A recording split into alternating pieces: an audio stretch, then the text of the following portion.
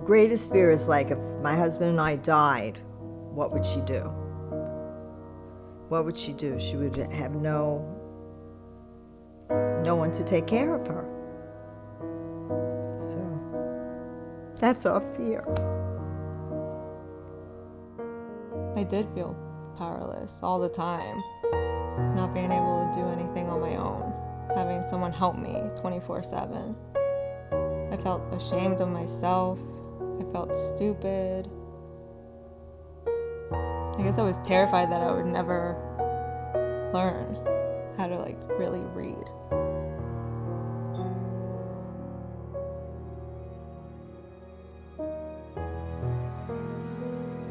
My name is Jayme. I'm 22 years old, and 2.5 months ago, I was on a 3rd grade reading level. Well, it started actually in kindergarten when the teacher told me that she couldn't learn her alphabet. I was put in special classes, and I felt different. They gave her Ritalin, a time-release drug, and we used to open the pill and put it in applesauce because she couldn't swallow a pill. When I would take it, I would feel sick, sick to my stomach. She went to the refrigerator one day and she said, "Ma, I feel like my heart is coming out of my chest." She was having heart palpitations from it. So we took her off, and she wasn't on any kind of medication. My parents would help me all the time throughout school and in college, and I was an hour and a half away from them. She went to college for a year and a half, and she couldn't read the textbooks. She didn't understand them. So we used to read, my husband would read the textbooks, I'd help her with the papers. On Skype, we'd speak to each other. I'd edit everything she did. It was like we were back in school, and it was like, we were worried, how is she gonna ever be able to do anything on her own if we're doing this for her? And even though we were helping her, she still was not doing well. She was failing, and we ended up taking her home because she didn't stay in college. I had to live back home with my parents. I didn't want to. I didn't want to be back home. We worry about, where is her life going to go when we're not around. It's very scary. It's scary.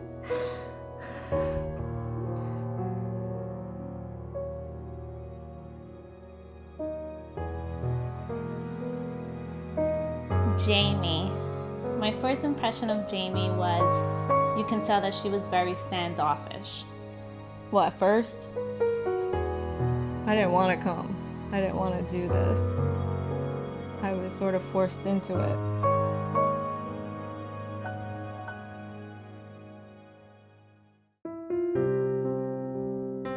When new students come into the Dicker reading method, we assess them on what grade level they're going to be starting the program at. As you can see, this is Jayme's face placement, and she couldn't read any of the words, and she didn't know their meanings on a 4th grade to a 12th grade reading level as a 22-year-old. She didn't know the basic vocabulary for a 4th grade reading level, such as torso, collide, or ransom, so that expressed a lot of concerns for us because she didn't really know the meanings of these words. To get Jayme back on track, we developed a very special program for her. Jayme was coming in 4 hours a day, 7 days a week, and we had a team of tutors ready to get her back on track. The second day, I learned 150 words.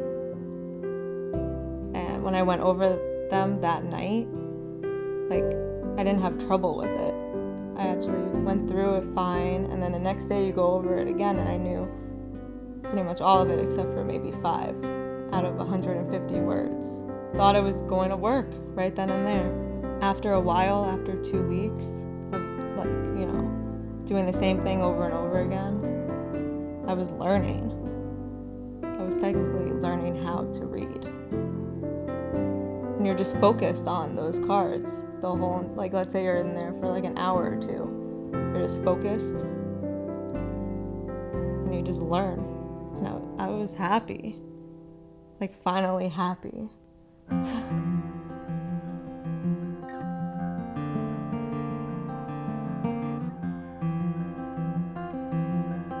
We started the Dicker reading method, and her whole world opened up.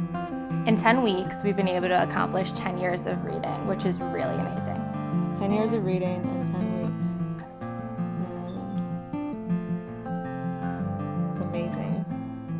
She has made 10 years in 10 weeks, which is like a miracle. A miracle.